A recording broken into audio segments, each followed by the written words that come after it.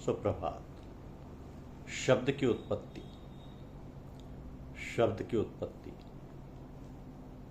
शब्द की उत्पत्ति पार ब्रह्मांड शरीर के सतलोक चक्र के अधिष्ठाता सत्पुरुष से हुई और इसी शब्द के साथ ही प्रकाश की उत्पत्ति हुई।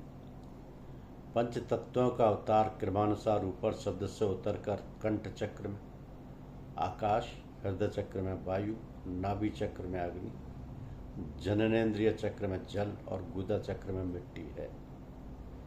मृत्यु के समय में ये पांचों तत्व क्रमशः नीचे से ऊपर के तत्वों में विलीन होने लगते हैं। मिट्टी विलीन हो जाती है जल में, जल तत्व विलीन हो जाता है अग्नि में, अग्नि विलीन हो जाती है वायु में तथा वायु विलीन हो जाती है आकाश तत्व में और आकाश तत्व अंततः विलीन हो जाता है शब्द में। उत्पत्ति के समय पंच तत्वों का क्रमिक अवरोह है, फिर अंतिम समय प्राण छूटने के समय पंच तत्वों का क्रमिक आरोह शुरू होता है और अंत में आकाश शब्द में समा जाता है। यह भाग्यशाली पुरुषों के लक्षण हैं। दुर्जनों का इसके विपरीत होता है। दुर्जनों के प्राण अधोगति में जाते हैं। आत्मा के साक्षात्कार होने के बाद वह भले और बुरे ख्यालों में नहीं पड़ता। उनसे ऊंचा उठकर वह ईश्वर के ध्यान में मग्न रहता है और अपनी स्थिति के अनुसार तीनों गुणों में कार्य करते हुए सबसे अलग थलग रहता है। जिस प्रकार उसका इष्ट सारे कर्म करता हुए और गुणों में बरतता हुआ उनसे अलहदा रहता है, यही उसका निर्वाण है।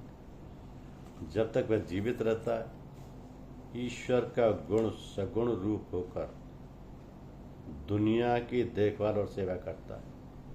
मरने पर ईश्वर के निर्गुण रूप में समा जाता है। यही मोक्ष है और यही उसका आदर्श है।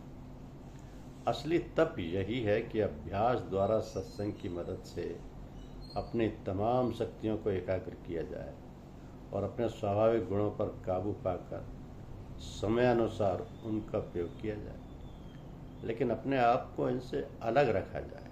यह तभी हो सकता है जब जीव गुणों से न्यारा होकर उनको काबू में लाकर उन पर पूरा अधिकार प्राप्त करके अपनी आत्मा को ईश्वर में लय कर दे। यही संतों का परमार्थ है।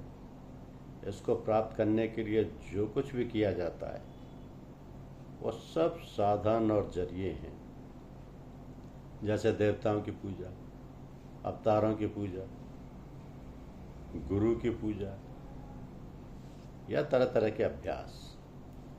असली लक्ष्य ईश्वर के रूप को जानना है। यही मनुष्य के जीवन का आदर्श है। धन्यवाद।